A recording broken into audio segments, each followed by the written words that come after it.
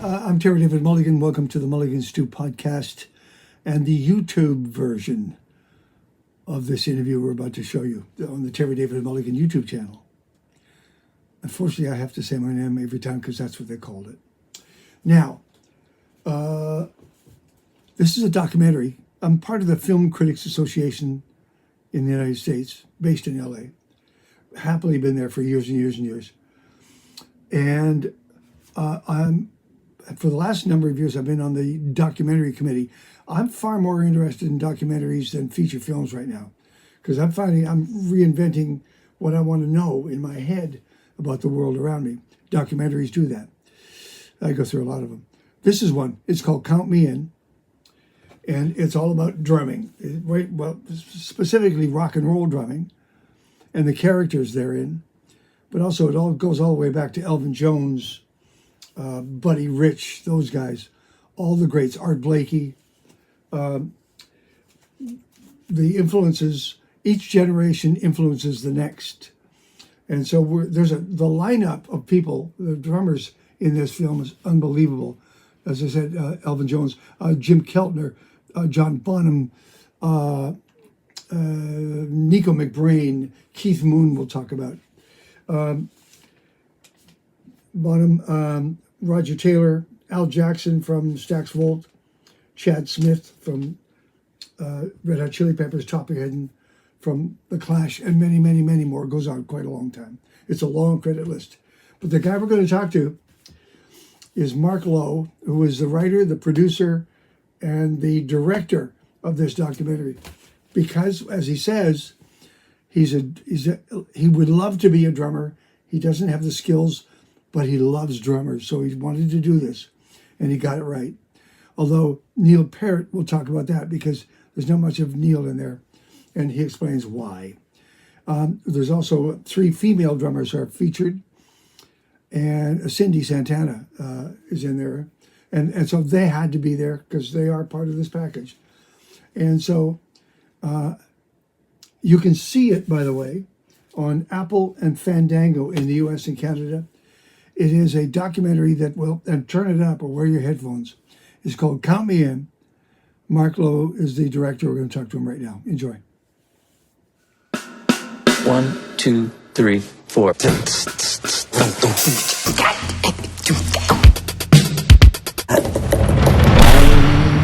I love drumming. When you're young and impressionable, everything about it was mysterious and magical and dangerous. I went out in the kitchen and I picked up a pair of knives and I beat the living daylights out of my mum's cooker. I played on pans. When my first toy drum kit arrived, I had to be the happiest kid in the universe.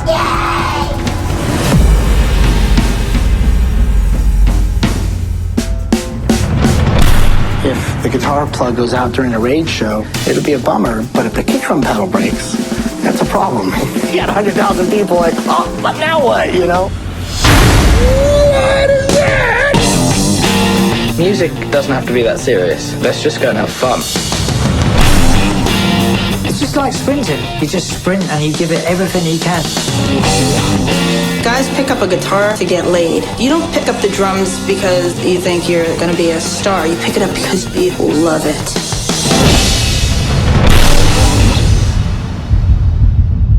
I hope that that's how I go out, man. Just,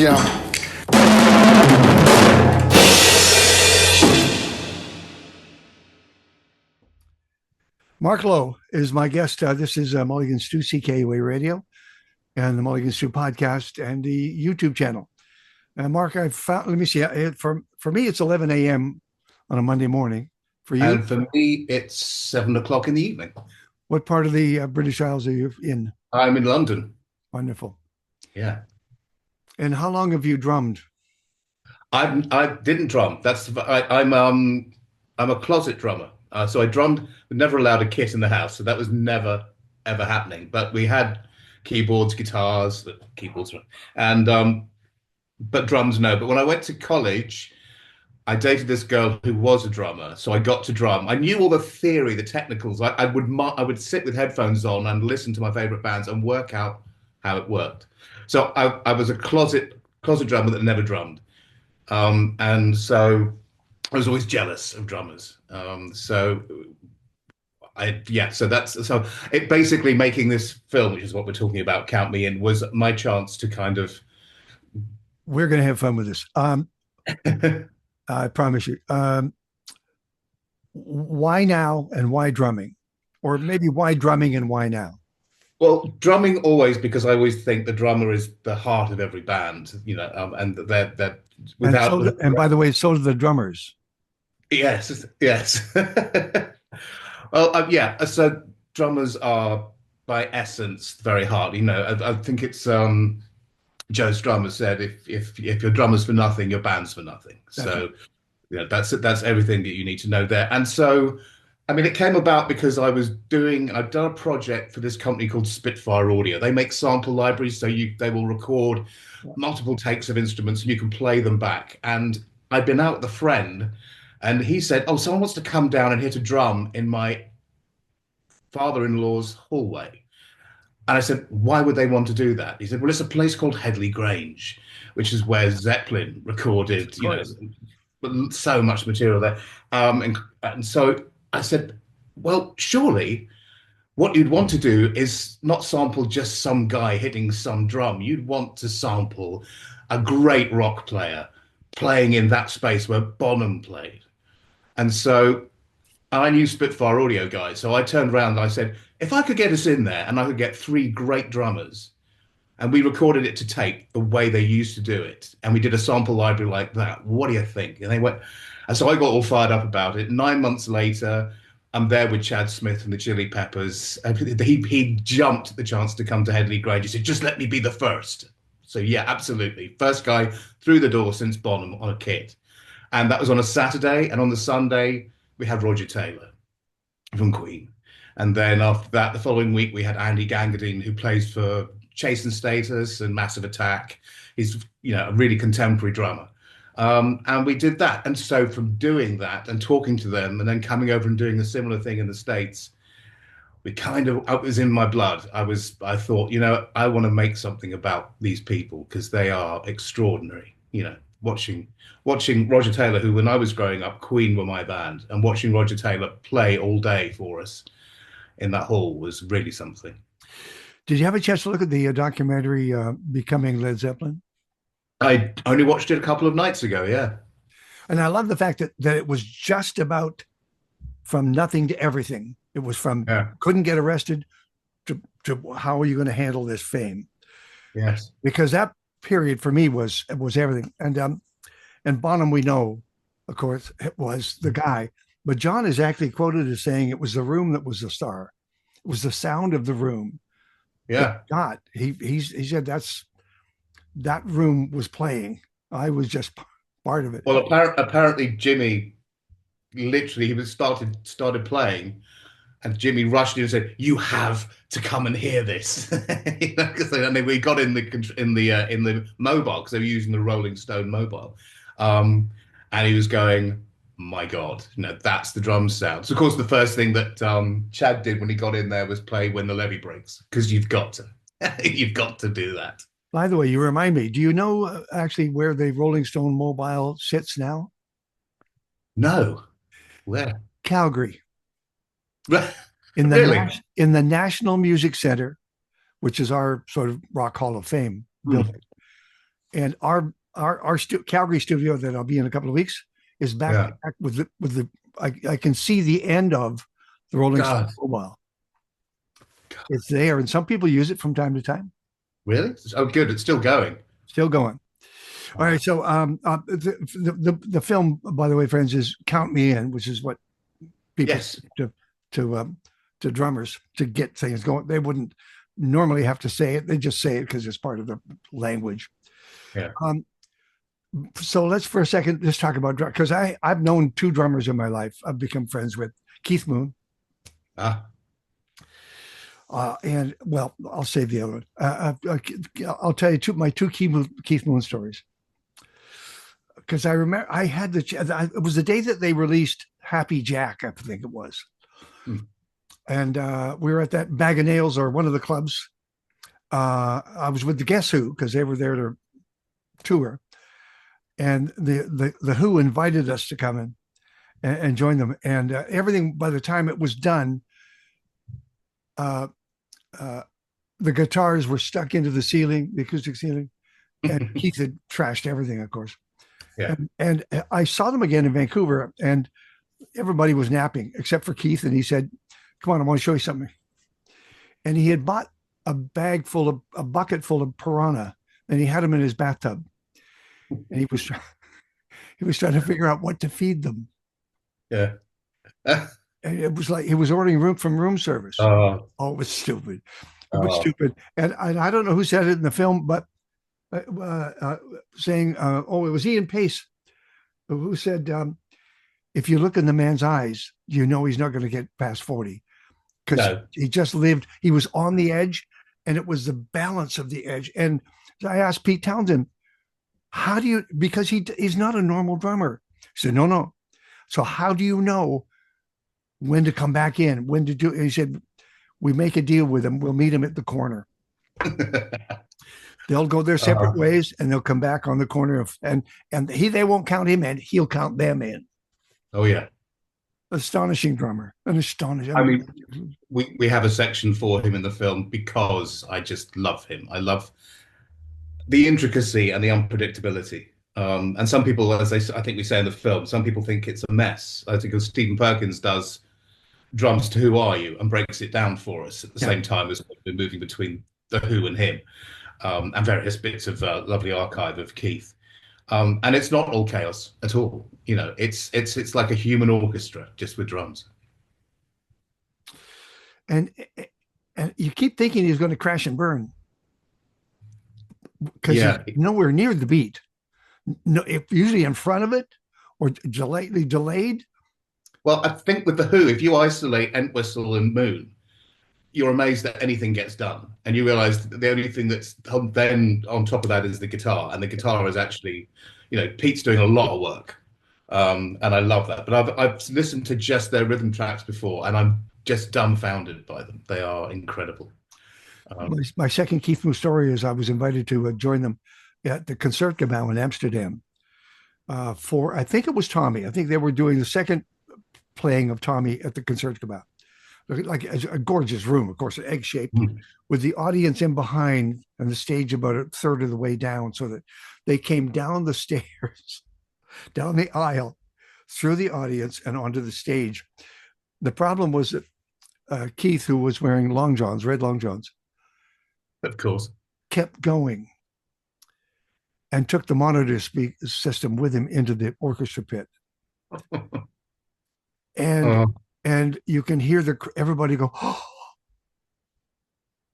And we're all waiting. And so they got him up, they got him on his chair, but a roadie, for every other song, an arm would come up underneath his arm, wipe the blood off his forehead and his eyes, and go away again. And they did the show, of course, they did the show.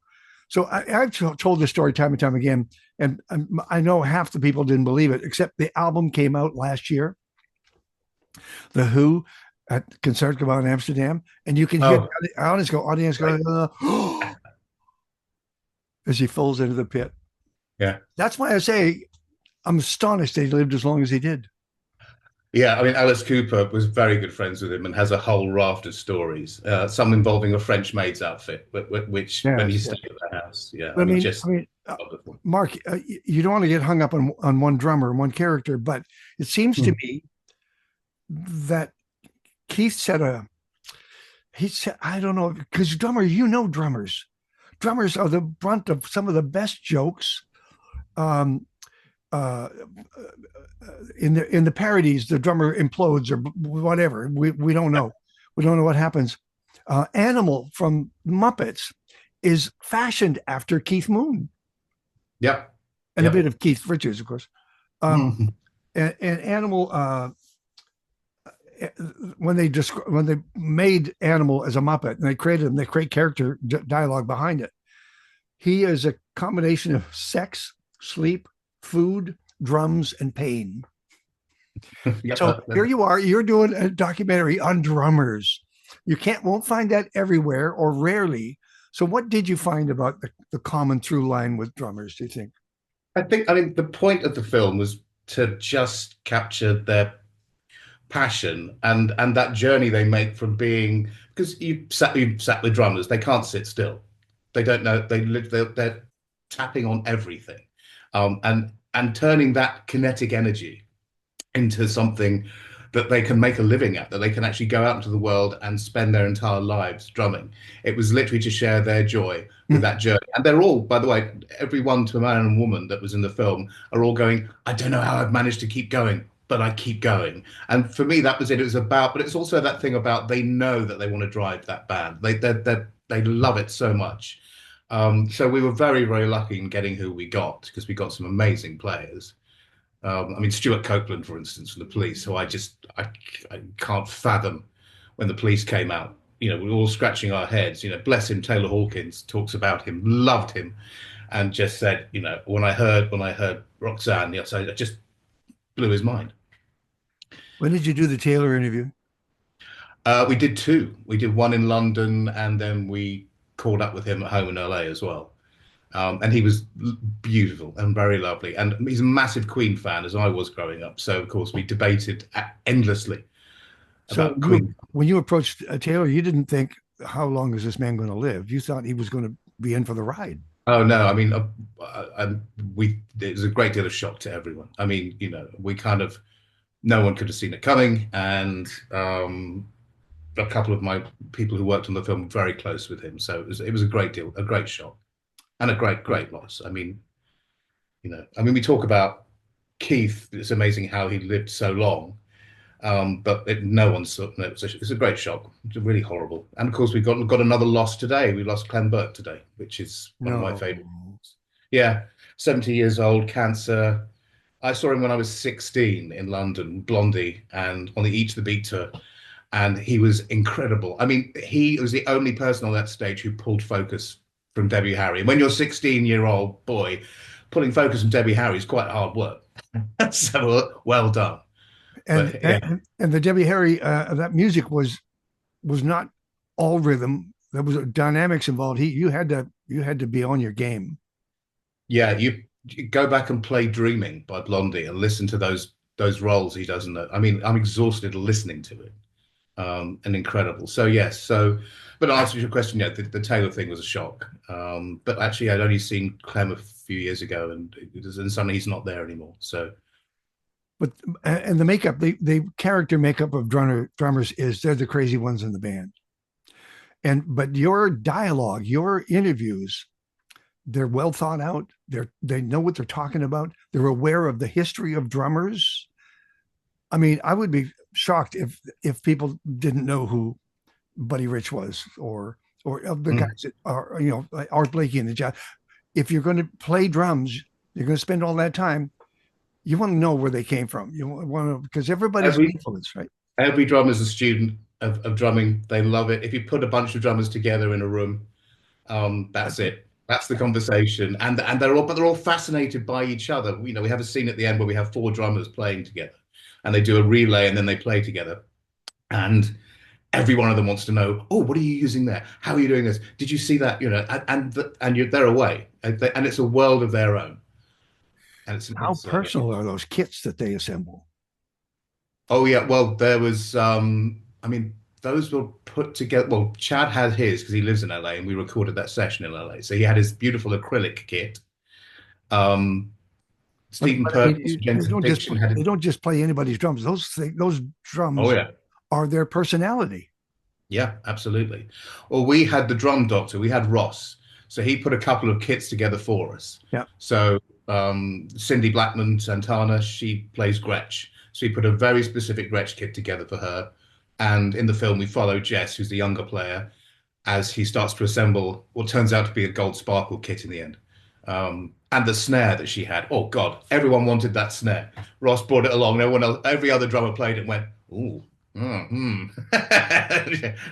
my snare's okay, but yeah, but it's great. But again, it's that camaraderie, you know, of everyone sharing, and that's drummers. Who did you make it for, the film? Did you have someone in mind? I think I made it for me. just so I could get to hang out with these incredible people. I just wanted to make something so people could see the joy of what it is. And we keep coming back to that word, don't I? Joy. But it's that appreciation. I said to Cindy when we finished the session, I said, you make me want to go back and actually pick up the drums when I was 16 and learn it properly. But I know that I'll be here filming you all these years later. It would still be the same thing. I said, because I don't have that passion that you have. So if it's anything, it's about conveying their passion. That thing that you just can't not do that thing. You cannot not drum. You have to. And I said, it's an obsession with them, with getting a groove right. I mean, there are people we didn't get to interview for timing reasons, or a couple that got away. Would love to have sat down with Charlie Watts. I mean, that man. Oh, yeah. Was Neil Peart on that list?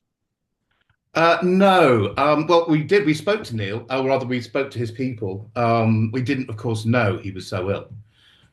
It was, it was a very personal thing, and it wasn't talked about. So we wanted to interview him, but we didn't include him in the film because the players that were playing, they narrate the film. So in other words, they say, if they all talked about Neil Peart, we probably would have had more Neil Peart. But I think the only person who really brought him up was, again, Taylor. And even Taylor said, look, I love him. He's brilliant. He said, but honestly, my guys are Roger Taylor and Stuart Copeland.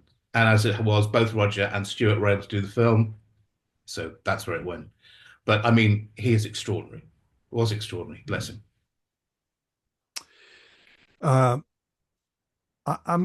play music for a living. I've done it all my life, since '64. And I loved Ringo. And did you ask for some Ringo time? We did. Yeah. We did ask for some Ringo time. And we didn't get it. Okay. Ringo hasn't. Well, I was told that Ringo has had and still has in the back of his mind that he wants to do his own drumming doc one day. Whether that will happen, I don't know. We chatted, we talked.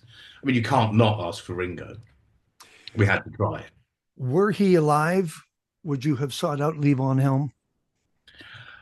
Oh God, I love it. Well, as a couple, I would wanted Levon Helm, Mitch Mitchell was someone that we. But Hal Blaine. But Hal was very. Hal Blaine. Yeah, I mean, that's another level. That's a level. And we were chatting to Hal, Louise King, who kind of co-wrote with me and everything, and she's a journalist. She used to run Rhythm magazine, and she worked with me. She worked with me on the drum library thing because she knew the guys. She was the one who got Chad to sit down with me and have a chat about doing that. So I said, come on board. You know them. They're going to relax with you. I'll direct it. You do the interviews, and we'll work out what the interviews are. So we kind of got a level of connection with them already because they all knew and trusted and loved Louise. So she was very good friends with Hal, and yeah, he was not well. So we caught him just at the wrong time, and of course he passed not long. Hal Blaine. I do Hal Blaine sets just to remind people, because most people don't know from drummers. They just don't, at least, especially a session drummer. Mm. But yeah, that Wrecking Crew documentary is fantastic. If anyone gets a chance to see that. But Levon not only was a great drummer, he was an incredible singer. Yes, both at the same time. And he laid down a groove that was unmistakable. Emily Dolan Davis, one of our drummers in the film, she was lucky enough to go up. He used to do the shows in his barn, up at his place, and she was a massive Levon Helm fan, and she said she learned so many grooves just by sitting and listening to him play, and she was able to go up to that barn. She said, in the atmosphere, and he wasn't particularly well at that point, because he got ill towards the end, but she said, just sitting there soaking up the atmosphere, and he was so full of energy and smiles, and she said it was captivating and infectious to be around him. You just felt better about the world when you left the room. But you're right, that voice, it's extraordinary. I had the pleasure of being at the. By the way, I'm talking to Mark Lowe, and the documentary is called "Count Me In" on Netflix. Um, Oh no, it's not. It was on Netflix. It's actually going to be coming to Apple and somewhere. I'll tell you at the end. I've only just found out oh, myself where excellent. it's Oh, coming. well, It's coming to. It's actually available now on pre-order on Apple TV. I think it comes out on the 15th and Fandango. There you go. thank you. That's you. I didn't only found out this evening. So yeah. Now, where was I? Damn. Leave on, Leave on. boys. I have had the pleasure of being at the Last Waltz in San Francisco. Robbie invited me down, and I said absolutely. Wow. And I couldn't take my eyes off Levon. I don't know. I mean, I knew Robbie. I knew all the other guys.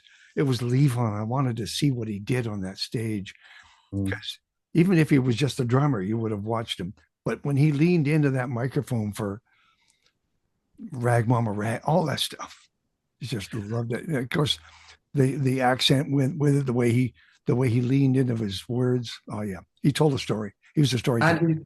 And he's still drumming at the same time. I mean, there's only a couple of drummers I think who can do it. Don Henley being another one who can, deliver a tune and play a kit at the same time. But it's a talent if you can do it.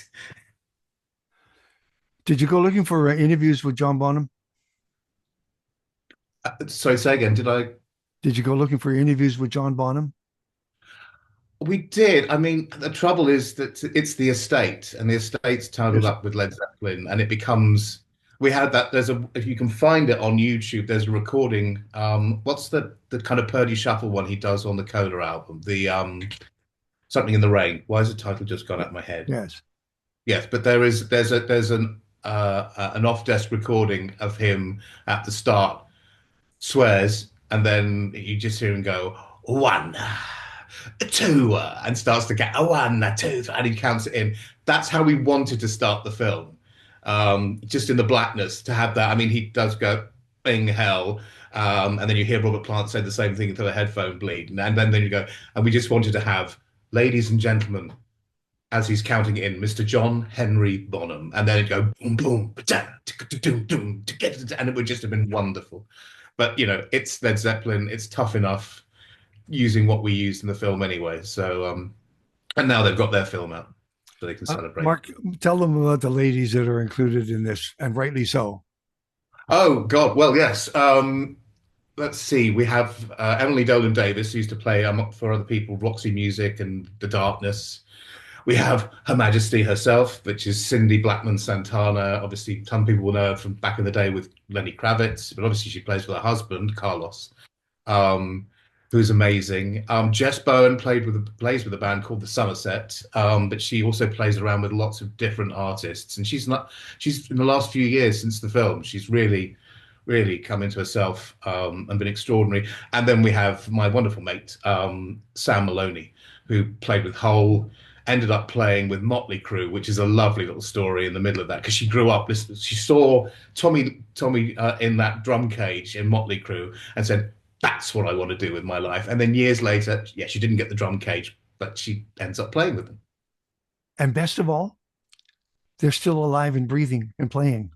Which is nothing short of a miracle.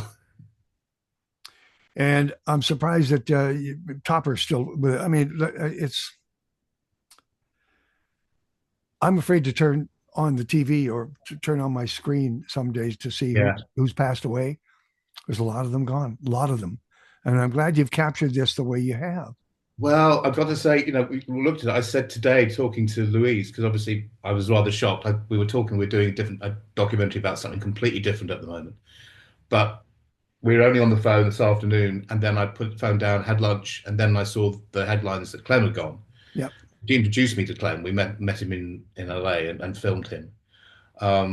So you're going, God, that's that. And then, of course, you had Taylor a couple of years ago. And then, in fact, on the day we were released on Netflix, when the film first came out, Charlie passed away on that day. And I just went, and so we're seeing people vanish, people that we talk about in the film, we're losing, and it's, you want them to live forever. Who's the most fascinating drummer you've seen on stage? I've always been biased about Roger Taylor, because it's an incredibly musical kind of drumming. It's riffs. It's orchestral. I've always always rather adored. And of course, he hates drum solos. He hates drum solos. He thinks they should be. So do I, buddy. So do I. He said I'd never want to do it, but he used to do, because so Freddie could go off and change and put another wonderful costume on, and they could all just take a break. He used to do drum solos, sometimes kettle drum solos. I seem to, because I was lucky enough to see Queen a few times, and they were extraordinary. I mean, I think both Stephen Perkins and Taylor Hawkins' first gigs were Queen, and I had to wait till I was 16, I think. So I asked a question so I could thank you for that. I could give you my answer. Because I saw him a couple of times live. Al Jackson, Booker T, and the MGs, the great Booker T and the MGs, and the house drummer at not only at Stax but at High Records. In the competition, he was so good he could play in other studios, and he was allowed to do that, play with other artists. And all the Otis songs, all the Sam and Dave songs, all that Stax Volt stuff. Yeah. Oh, nothing flashy, nothing big, nothing up here. No, none of the stuff. When he would get into a groove, he would play with his left hand and drop his right down just on the side. And I kept thinking, when is he going to use it? When is he going to bring it back up? Anyway, Al Jackson for me. Yeah, the loudest I've ever encountered is Chad Smith. It's literally. Because we had the 2 days when we did Roger and Chad was the first day, and I've worked with quite a few drummers, but he started drumming, and I just, gee, Christ the Lord! And of course, the following day was Roger, and you're going, oh, that's so much nice, that's so, and I think I might have had a hangover on that Saturday as well, so it didn't. He really punished it. So he was the loudest. I've got to say, Stephen Perkins from Jane's Addiction is extraordinary, and he has some real sort of tribal kind of vibes in there as well. Like at the very end, when we do the 4 drummers in the circle, and he go from Jess to him, he's doing some beautiful work in there, and it's not overly flash, but it's got so much groove, so much pocket. It's unbelievable. Was that always going to be the ending of the film? We had several different endings, but no, there was always going to be that drum circle. Sure. It kind of had to be, and it was, yeah. And then we have obviously the drums slow down, and we just happened to get a couple of quotes from Amazing Player where Taylor says, do it because you love it, and go out there and do your best. Never happens. King A man, which is great. And then we get Sam, who just by chance, we were just saying anything you want to say to anyone who's trying and going out and wants to try that. And she just looked down the barrel of the lens without asking and just went, dreams do come true. And it just so happens when we matched that with the slowing down of the drums, it just worked. And we said, that's the end of the film. Let's get out. Originally, there was a camera going across the ocean, the sound of drums, cut to black, all kinds of fancy stuff. And we went, no, let's just do that. You're saying editing could be like a drum solo. Yeah, absolutely. I love editing. I love editing. I very rarely do I mess with the rhythm. I try to stay with it because I've got my music training. I know where it is. I know where the keys are. And yeah. No, we had for anyone who does see the film, we had a really elaborate animated start, which was moving around a drum kit that was computer generated, and you move through the different parts of the drums, and you have the credits coming up, all of that.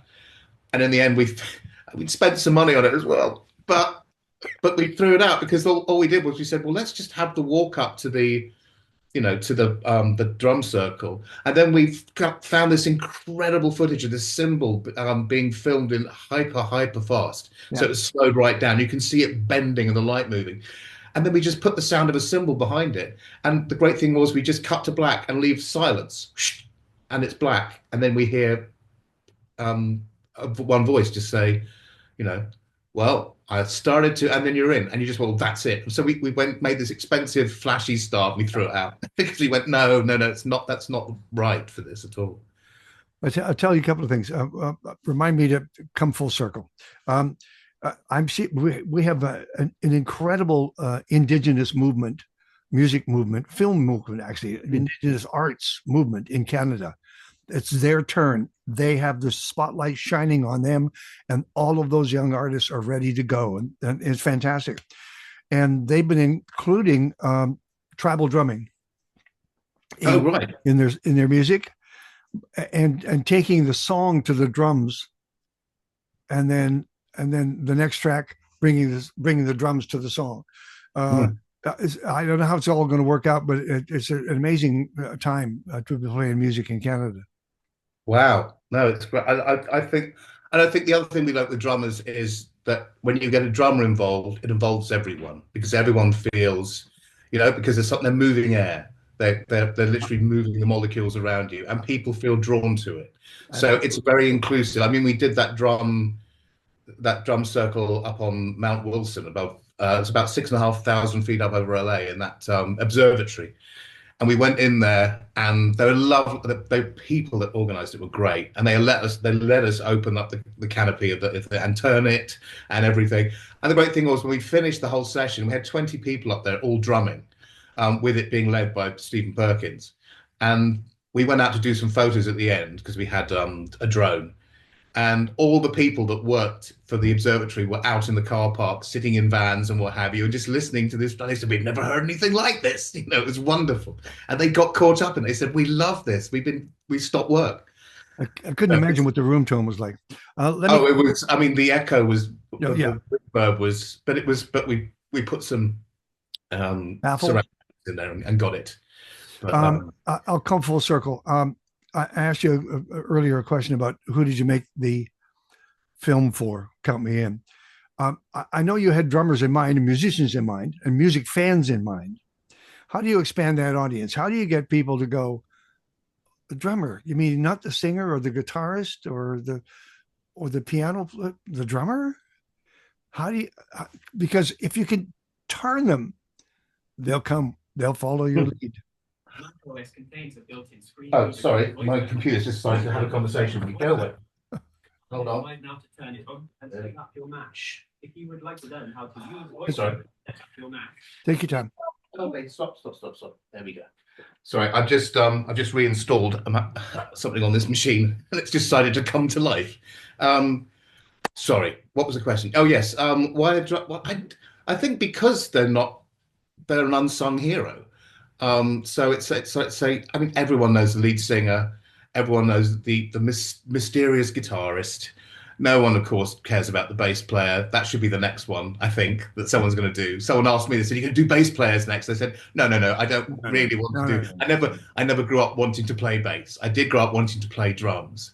I think, actually, by the way, when you asked me who did I make it for, I made it for me because I needed to get it out of my system. Sure. I spent most of my life envious of drummers, and now I feel like I've spent enough time with them. I mean, one day, who knows, I'll live somewhere, I might get myself a kit finally, and I'll drum badly, but I'll enjoy it. But I think, again, the thing about the film is it's about, you don't have to be brilliant, you just have to love it. You just have to, whatever it is, even if it's not drumming, whatever you pick, whatever you choose, just do it with all your passion. But yeah. And just an aside to that, you also showed us the community of drumming. Oh yes, yeah. They all have the same tales in common, whether they told them or not. They're all in that seat. They're all driving the band. Everybody else, all the show, all the flashes out in front. You're going to watch Lenny Kravitz and all what's going on. But that community, every time they would sit down together, they would tell those same stories to each other. Yeah, and it's funny. And the moment you get onto, I remember when I met Topper Hedden from the Clash. We hadn't met before. Louise introduced us. We went and had some Italian food in a little restaurant near his home. And it's Topper Hedden from the Clash, for God's sake, But he's quite shy, quite retiring. He's not a very loud guy. And so for a while, it was very, it was just polite chit chat and what have you. And then I said, "So how did you end up with that snare routine on Tommy Gun?" And suddenly we're away, and he's showing me on the table, and we were off. And after that, we were done. We had the best time talking about Phil Downey from Thin Lizzy, who we both loved. Brian Downey, sorry, from Thin Lizzy. And and we just got into it. So the moment you get into those conversations with these guys, they're just away. And they're encyclopedic as well. Do we know who's got Bonham's drums? Anybody playing them? No, someone told me that Dave Grohl's got one of his snares. Okay. But I don't know. I mean, his kits are. I bumped into one of Mitch Mitchell's stainless steel kit, which is at DW Drums. It was a sight to behold. They're all out there somewhere. Thank you, Mark. Mark Lowe, by the way, the director, writer, producer of Count Me In. Yes, he touched all those bases. Once again, Mark, tell them where they can see this documentary. Count Me In it's available to pre-order now from both Apple US and Apple Canada, and Fandango at home as well. And you can pre-order it now, and I think it comes out on the 15th, which is next Tuesday, I think. Do you know your next project? I'm doing a weird and wonderful documentary about an insane, wonderful actor who also happens to be a mountaineer, a trained astronaut, both in Russia and in America, and an adventurer. His name's Brian Blessed. You'd know him there if you watch Flash Gordon, because he's Voltan, the King of the Horsemen. But he's a wonderful character. And Do you have a working title? Called Gordon's Alive. Okay, I say that because I'm on the screening committee for the Critics' Choice Association, the documentary. We see maybe 300 or 400 films in the course of the summer. Oh, wow. I'll watch for that one. Okay, that'd be brilliant. Well, look, thank you so much for having me. Thank you, Mark Lowe. Thank you, buddy. Thank you. I hope you get to do that drumming that you talked about. And so do I. I've got a beautiful snare sitting up here that one day I'm going to be playing that thing properly. Anyway, it's been lovely to see you. Congratulations. Take care.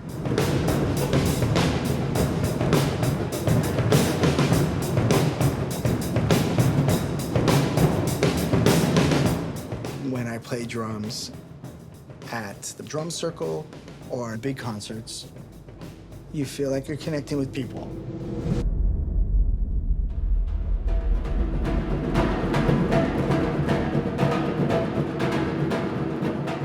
Once you start playing, nothing else really matters. You're in the moment. It's a great instrument to play.